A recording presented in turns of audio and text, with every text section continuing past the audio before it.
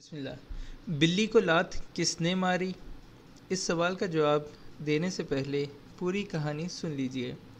وہ ایک بد اخلاق اور تشرو باس کا بد نصیب و ناہنجار سیکریٹری تھا۔ باس لوگوں سے تعامل کے طریقوں سے یکسر ناواقف تھا۔ اس نے دفتر کے بیشتر کام سیکریٹری کے ذمہ ڈال رکھے تھے۔ اتنا بوجھ اس کی برداشت سے باہر تھا۔ ایک روز باس نے سیکریٹری کو پکارا۔ وہ آیا اور کھڑے کھڑے مؤدبانہ عرض کی، جی جناب فرمائیے۔ باس نے گرج کر کہا، میں نے آپ سے رابطے کے لیے آپ کے دفتر فون کیا تھا، آپ نے فون نہیں اٹھایا۔ سیکریٹری عاجزی سے بولا، جناب میں ساتھ والے دفتر میں تھا، مجھے افسوس ہے میں آپ کا فون نہیں سن سکا۔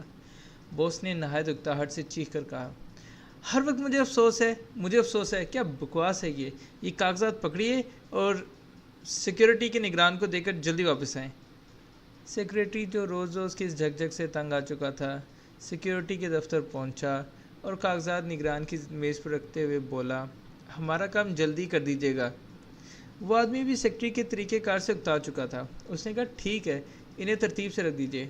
سیکریٹری کو غصہ آ گیا اور بولا، ترتیب، بس آپ جلد از جلد ان کاغذات کو نمٹا دیجیے۔ دونوں میں جھگڑا ہوا، خوب تو میں ہوئی۔ معاملہ ٹھنڈا ہوا تو سیکریٹری اپنے دفتر چلا آیا۔ 2 گھنٹے بعد سیکیورٹی سے تعلق رکھنے والا نچلے درجے کا کوئی ملازم نگران کے دفتر آیا اور بولا، جناب میں اپنے بیٹے کو اسکول سے لے آؤں، تھوڑی دیر میں آ جاؤں گا۔ نگران جو پہلی سیکریٹری سے جھگڑا کر چکا تھا پوری قوت سے چلایا، آپ روز ہی چلے جاتے ہیں۔ اس نے جواب دیا، جناب میں 10 سال سے متواتر اپنے بچوں کو اسکول سے لینے جاتا ہوں، آج پہلی بار آپ نے اعتراض کیا ہے۔ آپ سختی ہی کے لائق ہیں، نرمی آپ کو راس نہیں آتی، اپنے دفتر جائیے۔ ملازم بیچارہ نگران کے رویے پر حیران اپنے دفتر جا پہنچا۔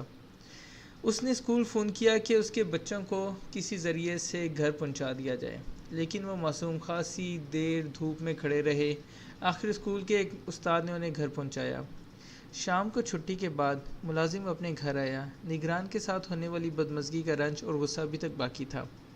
اس کا چھوٹا بیٹا بھاگا اس کے پاس آیا۔ اس کے ہاتھ میں کھلونا تھا۔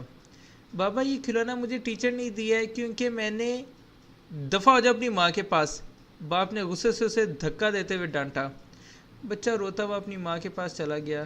اس کی پیاری بلی اس کی طرف آئی اور اپنی عادت کے مطابق اس کے پیروں میں لوٹنے لگی۔ بچے نے اسے ایسی لات رسید کی کہ وہ اڑتی ہوئی دیوار سے جا ٹکرائی۔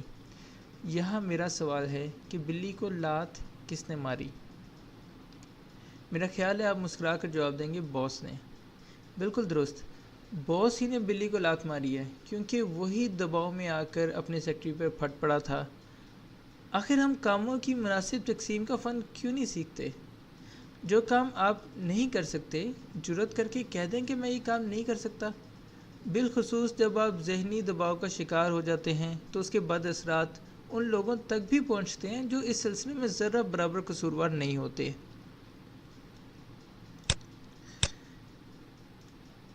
ایسا نہیں ہونا چاہیے کہ لوگ آپ کو مجبور کریں اور آپ پر دباؤ ڈالیں، پھر آپ ان سے ایسے وعدے کر بیٹھیں جنہیں پورا کرنا آپ کے بس میں نہ ہو۔ اگر آپ چاہیں تو میرے ساتھ مدینہ چلیں، جہاں رسول اللہ صلی اللہ علیہ وسلم صحابہ کرام کی مبارک مجلس میں تشریف فرما ہیں۔ دین کی بات پھیل چکی ہے، عرب اور اس کے آس پاس کے علاقوں میں اسلام کا چرچا ہے، رب العالمین کی وحدانیت کا اعلان کیا جا چکا ہے۔ عام لوگوں کے ساتھ قبائل کے روسا بھی گروہ در گروہ توحید کی دعوت پر لبیک کہتے ہوئے مدینہ وارد ہو رہے ہیں۔ زیادہ تر اطاعت کا اقرار کر کے اور مسلمان ہو کر آ رہے ہیں۔ کچھ ایسے ہیں جو نہ چاہتے ہوئے بھی اسلام کی بالادستی اور حقانیت کو قبول کرنے پر مجبور ہیں۔ انہی لوگوں میں عرب کا ایک بڑا رئیس عامر بن طفیل بھی مدینے آتا ہے۔ اس کی قوم نے روز بروز اسلام کی بڑھتی ہوئی شہرت کو دیکھ کر اس سے کہا تھا، عامر، لوگ جوگ در جوگ اسلام لا رہے ہیں، آپ بھی مسلمان ہو جائیں تو بہتر ہے۔ عامر نے، جو ایک متکبر اور بالادست سردار ہے، جواب دیا تھا، واللہ میں نے قسم کھائی ہے کہ میں اس وقت تک نہیں مروں گا جب تک عرب مجھے اپنا بادشاہ تسلیم نہ کر لیں اور میرے نقش قدم پر نہ چلنے لگیں، پھر میں قریش کے اس جوان کی پیروی کروں۔ پھر جب عامر بن طفیل نے اسلام کی تمکنت اور اس کے جاہ و جلال اور رسول اللہ صلی اللہ علیہ وسلم کی طرف لوگوں کا میلان دیکھا تو اپنی اونٹنی پر سوار ہوا اور چند ساتھیوں کے ہمراہ نبی کریم صلی اللہ علیہ وسلم کی ملاقات کو مدینے روانہ ہو گیا۔ مدینہ پہنچ کر مسجد میں رسول اللہ صلی اللہ علیہ وسلم سے ملا اور کہا، محمد میں آپ سے تنہائی میں ملنا چاہتا ہوں۔ رسول اللہ صلی اللہ علیہ وسلم اس قسم کے افراد سے محتاط رہتے تھے۔ آپ نے کہا، نہیں، اللہ کی قسم، حتیٰ کہ آپ اللہ واحد پر ایمان لے آئیں۔ اس نے پھر بھی مطالبہ کیا، محمد میں آپ سے تنہائی میں ملنا چاہتا ہوں۔ آپ نے پھر انکار کر دیا۔ وہ یہی کہتا رہا، محمد میرے ساتھ چلیں، میں آپ سے بات کرنا چاہتا ہوں، میرے ساتھ چلیں، میں آپ سے بات کرنا چاہتا ہوں۔ آخر رسول اللہ صلی اللہ علیہ وسلم اس کے ساتھ ہو لیے۔ عامر نے جلدی سے اپنے ایک ساتھی اربد کو اپنی طرف کھینچا۔ اس کے ساتھ مل کر عامر نے پہلے سے رسول اللہ صلی اللہ علیہ وسلم کو قتل کرنے کا منصوبہ بنا رکھا تھا۔ عامر نے اربد سے کہا، میں محمد کو اپنی طرف مشغول رکھوں گا، تم موقع پا کر تلوار کا وار کر دینا۔ اربد تلوار کے دستے پر ہاتھ رکھے مستعد ہو گیا۔ پھر وہ دونوں دیوار کے ساتھ علیحدگی میں چلے گئے۔ رسول اللہ صلی اللہ علیہ وسلم عامر سے بات چیت کرنے ان کے پاس آئے۔ اربد کا ہاتھ بدستور تلوار کے دستے پر تھا۔ وہ جب بھی تلوار سونتنا چاہتا اس کا ہاتھ شل ہونے لگتا۔ آخر تک وہ تلوار میان سے نہ نکال سکا۔ ادھر عامر رسول اللہ صلی اللہ علیہ وسلم کو باتوں میں مصروف رکھنے کی کوشش میں تھا اور اربد کو دیکھ رہا تھا جو جامد و بے بس کھڑا تھا۔ اس پر نبی کریم صلی اللہ علیہ وسلم نے بھی مڑ کر اربد کو دیکھا۔ آپ نے عامر سے کہا، عامر اسلام قبول کر لیجئے۔ اس نے کہا، محمد میں اسلام قبول کر لوں تو آپ مجھے کیا دیں گے؟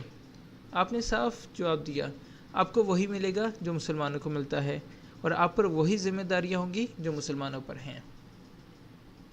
عامر بولا، میں اسلام قبول کر لوں تو آپ مجھے اپنے بعد بادشاہت دیتے ہیں؟ نبی صلی اللہ علیہ وسلم نے چاہا کہ عامر سے کوئی ایسا وعدہ نہ کریں جو بعد میں پورا نہ ہو سکے۔ آپ اسے صاف صاف اور جرأت مندانہ جواب دے رہے تھے۔ آپ نے کہا، نہیں، ایسا نہیں ہو سکتا، آپ یا آپ کی قوم کو سرداری نہیں ملے گی۔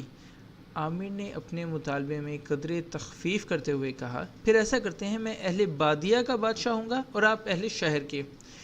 آپ صلی اللہ علیہ وسلم کا وہی صاف اور کڑا جواب تھا، نہیں۔ اس پر جوش غضب سے عامر کا چہرہ سرخ ہو گیا۔ وہ چلایا، محمد اللہ کی قسم کھا کر کہتا ہوں، میں تمہارے اس شہر کو برق رفتار گھوڑوں اور نوجوان جنگجوؤں سے بھر دوں گا۔ میں یہاں کی ہر کھجور سے ایک گھوڑا باندھوں گا اور غطفان کے 1000 بھورے گھوڑوں اور اتنی ہی بھوری گھوڑیوں کے ہمراہ تم پر حملہ آور ہوں گا۔ یہ کہہ کر وہ غصے سے پیچتاب کھاتا اور دھمکیاں دیتا ہوا مسجد سے نکل گیا۔ رسول اللہ صلی اللہ علیہ وسلم اسے جاتا دیکھتے رہے۔ پھر آپ نے آسمان کی طرف نظر اٹھائی اور دعا کی، اے اللہ، عامر کے متعلق مجھے بے فکر کر دے اور اس کی قوم کو ہدایت نصیب فرما۔ عامر اپنے ساتھیوں کے ہمراہ مدینہ سے نکل کر اپنی قوم کے دیار کی طرف روانہ ہوا۔ اس کا مصمم ارادہ تھا کہ اپنے علاقے میں پہنچ کر ایک زبردست لشکر تیار کرے گا اور مدینہ پر چڑھائی کر دے گا۔ راستے میں آرام کی غرض سے سلولیہ نامی ایک عورت کے خیمے میں ٹھہرا جو اس کی قوم سے تعلق رکھتی تھی۔ وہ ایک فاحشہ عورت تھی جسے لوگ اچھی نظر سے نہیں دیکھتے تھے۔ اس کے ہاں ٹھہرنے والے شخص کو بھی لوگ فاسق و فاجر گردانتے تھے۔ عامر کو سفر کی تکان اتارنے کے لیے کوئی مناسب جگہ نہیں ملی تھی، اس لیے وہ مجبوراً سلولیہ کے ہاں جا اترا اور اس کے خیمے میں پڑ کر سو رہا۔ اسی اثنا میں عامر کی گردن پر ایک گلٹی نکل آئی۔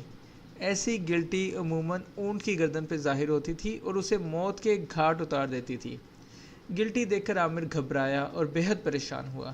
وہ ورم کے مقام کو چھوتا اور کہتا، اونٹ کی گلٹی جیسی ایک گلٹی اور سلولیہ کے گھر میں موت۔ یعنی نہ موت عزت کی ہے، نہ جگہ کی کوئی قدر و منزلت۔ عامر کی تمنا تھی کہ وہ میدان جنگ میں سورماؤں کی تلواروں سے قتل ہوتا، مگر یہ کیا، وہ ایک فاحشہ کے گھر میں حیوانوں کی بیماری سے مر رہا تھا۔ اس کے نزدیک یہ بڑی ذلت آمیز موت تھی۔ وہ چیخ پکار کرنے لگا۔ اس نے اپنے ساتھیوں سے کہا، میرا گھوڑا لاؤ۔ گھوڑا حاضر کیا گیا۔ وہ ایک ہی جس میں گھوڑے پر سوار ہوا، نیزہ ہاتھ میں تھاما، گھوڑا ادھر ادھر گھومنے لگا۔ اس نے اپنی گردن کو پکڑ رکھا تھا اور درد کی شدت سے چلا رہا تھا، اونٹ کی گلٹی جیسی ایک گلٹی اور سلولیہ کے گھر میں موت۔ اس کا گھوڑا چکراتا رہا۔ موت نے عامر کو مزید مہلت نہ دی اور وہ گھوڑے پر بیٹھا جہنم واصل ہوا۔ عامر کے ساتھیوں نے اس کی لاش وہیں چھوڑی اور اپنی قوم کی طرف لوٹ گئے۔ قوم کی آبادی میں پہنچے تو لوگوں نے آگے بڑھ کر اربد سے پوچھا، اربد پیچھے کی کیا خبر ہے؟ اس نے جواب دیا، خبر کیا ہوتی، محمد نے ہمیں کسی شے کی بندگی کرنے کی دعوت دی ہے، کاش وہ اس وقت میرے پاس ہوتا تو میں تیر مار کر اسے قتل کر دیتا۔ یہ بات کہنے کے 1 یا 2 دن بعد اربد اپنا ایک اونٹ لے کر روانہ ہوا جسے وہ فروخت کرنا چاہتا تھا۔ اللہ تعالیٰ نے اس پر اور اس کے اونٹ پر بجلی گرا دی جس نے ان دونوں کو بھسم کر ڈالا۔ جی ہاں، ہمیشہ وہی وعدہ کریں جس کے متعلق آپ کو پورا یقین ہو کہ اللہ کی توفیق سے آپ اسے نبھا سکیں گے، یہ بہت ضروری ہے۔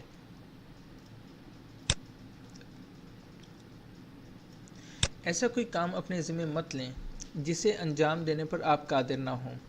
اس کے ساتھ ساتھ یہ بھی ضروری ہے کہ کسی کام سے معذرت کرتے ہوئے بہتر سے بہتر انداز اختیار کیا جائے۔ مثال کے طور پہ آپ کے پاس کوئی آدمی یہ درخواست لے کر آتا ہے کہ آپ اس کے بھائی کو کوئی ملازمت دلا دیں، کیونکہ آپ کا والد یا بھائی یا آپ خود کسی اونچے عہدے پر فائز ہیں اور آپ کو اندازہ ہے کہ آپ اس کی مدد نہیں کر سکیں گے، تو معذرت کرتے وقت صدقے دل سے ایسا اسلوب اختیار کیجیے جس سے اس شخص کی عزت نفس کو ٹھیس نہ پہنچے اور اسے احساس ہو کہ آپ بھی اس کے بھائی کے لیے اتنے ہی فکر مند ہیں جتنا وہ خود ہے۔